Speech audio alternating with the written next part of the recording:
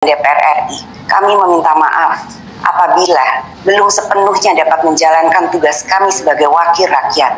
DPR RI akan terus berbenah dalam mendengar aspirasi rakyat. Sekarang kalian mengatakan bahwa kita akan mendengarkan aspirasi dari masyarakat. Kita akan melaksanakan aspirasi dari masyarakat tanpa menjelaskan aspirasi apa yang kalian maksud, aspirasi apa yang kalian dengar dari masyarakat. Sudah terlalu banyak kata-kata kosong, janji-janji kosong yang dilemparkan kepada kita semua dan tidak ditepati. Tapi kali ini kita menuntut kalian untuk punya akuntabilitas, untuk bertanggung jawab dengan kata-kata kalian bahwa kalian akan melakukan aspirasi dari masyarakat.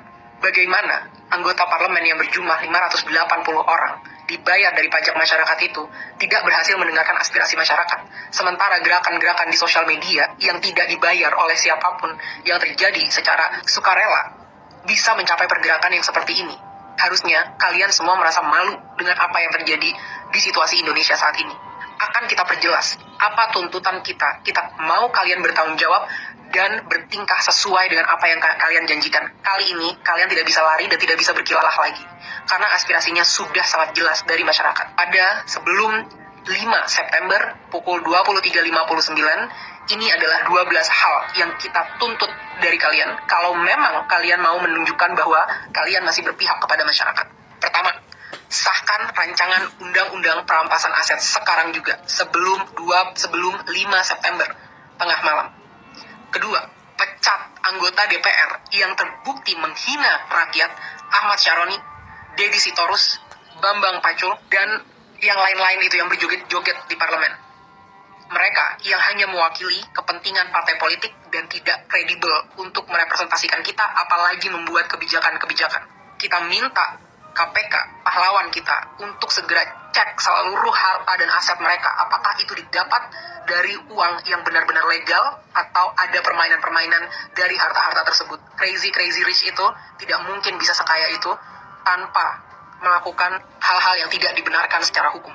3. Bebaskan pihak-pihak yang kalian tahan karena menyampaikan aspirasinya. Jangan salahkan semua terhadap masyarakat. Kalian juga harus bisa refleksi kenapa masyarakat bisa sampai semarah itu.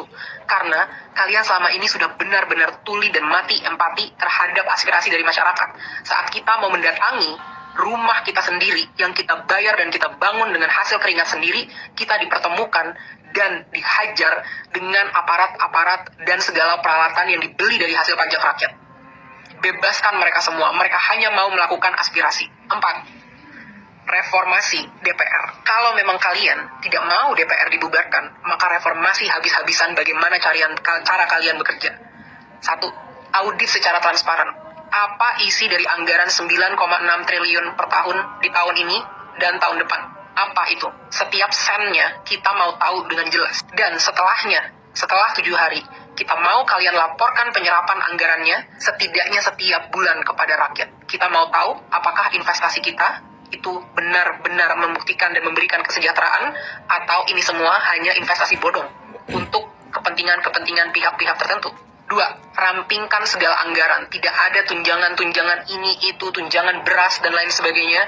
Dan rampingkan jumlah anggota DPR. Bersihkan DPR dari pengkhianat-pengkhianat rakyat, pengkhianat-pengkhianat bosnya sendiri. Potong semua anggaran yang tidak urgent untuk kesejahteraan masyarakat. Rapat-rapat, kunjungan kerja ke luar negeri, patwal, dan semua itu tidak ada hubungannya dengan kesejahteraan masyarakat. Hentikan budaya gila hormat, karena kalian semua adalah karyawan. Bertingkahlah seperti karyawan. 3. Tolak mantan napi korupsi sebagai anggota DPR ataupun anggota BUMN. Tidak ada lagi penghargaan terhadap pengkhianat bangsa yang merampok kekayaan rakyat. 4. Hapuskan semua perlakuan istimewa yang menciptakan kesenjangan antara rakyat dan parlemen, yang membuat parlemen mati empatinya dan tidak mampu membuat kebijakan yang berpihak kepada rakyat. Contohnya, bayar pajak tidak boleh lagi ditanggung oleh APBN, harus ditanggung oleh individu. Kita tidak mau lagi melihat ada pengawalan khusus terhadap anggota parlemen.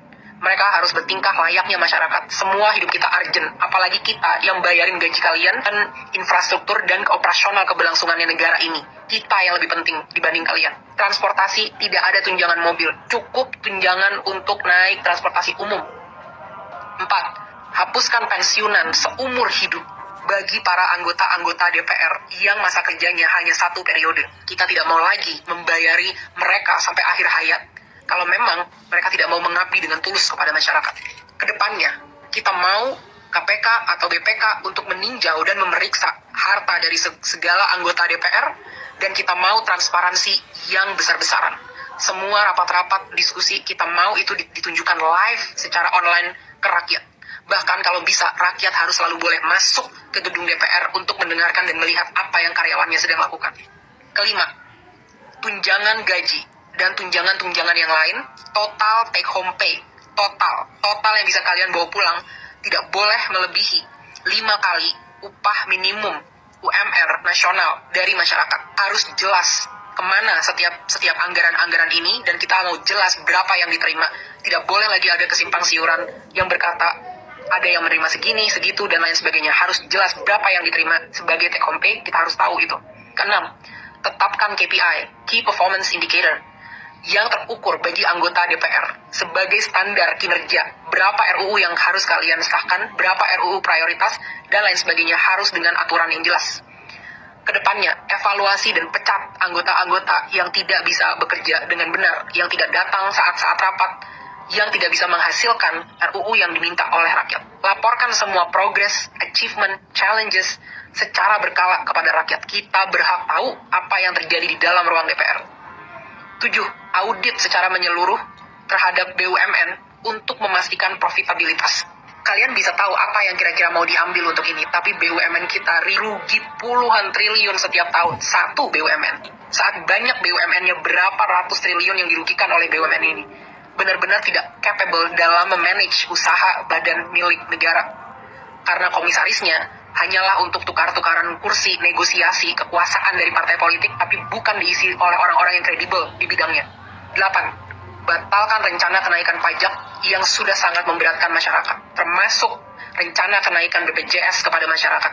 Berhenti mencekik dan memeras kita, saatnya kalian bekerja. 9. Adili pembunuh pahlawan kita, Afan, seberat-beratnya. Aparat harus tahu konsekuensi apabila mereka menggunakan power di jalan yang salah. Negara harus menanggung dampak dari semua ini, karena semua ini terjadi karena kegagalan kalian menanggung keluarga dari Afan. Lengserkan Kapolri. Kapolri telah gagal memberikan komando untuk melindungi masyarakat. 10. Berikan standar gaji yang layak terhadap pahlawan bangsa kita, guru-guru di Indonesia, termasuk juga nakes-nakes di Indonesia. 11. Reformasi kinerja kepolisian habis-habisan. Mereka harus profesional, berpihak dan berempati kepada rakyat, punya kemampuan emosi yang baik, sehingga tidak menyalahgunakan senjata sebesar itu yang mereka punya.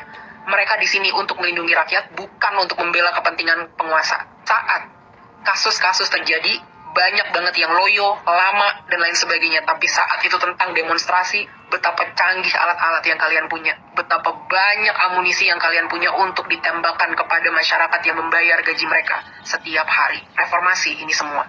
Aspirasi sudah sangat jelas. Kalian punya 7 hari untuk bisa mewujudkan ini kalau memang kalian pantas memegang kedaulatan rakyat. Kita akan buktikan bersama-sama apakah kalian mampu dan benar-benar capable dalam melakukan ini, atau benar apa yang memang kita inginkan untuk membubarkan DPR. DPR tidak harus bubar kalau kalian benar-benar bisa bertanggung jawab dengan kekuasaan kalian dan menampung aspirasi rakyat. Jangan sampai ada lagi darah-darah dari pahlawan-pahlawan demokrasi kita yang bercerceran di jalan. Jangan sampai ada lagi intimidasi untuk orang tidak bersuara di negaranya sendiri. Hentikan segala intrik-intrik politik yang menjijikan dan busuk ini. Mulai bekerja dari sekarang. Buktikan 7 hari dari sekarang, mampukah kalian bertanggung jawab, pantaskah kalian digaji dari duit masyarakat.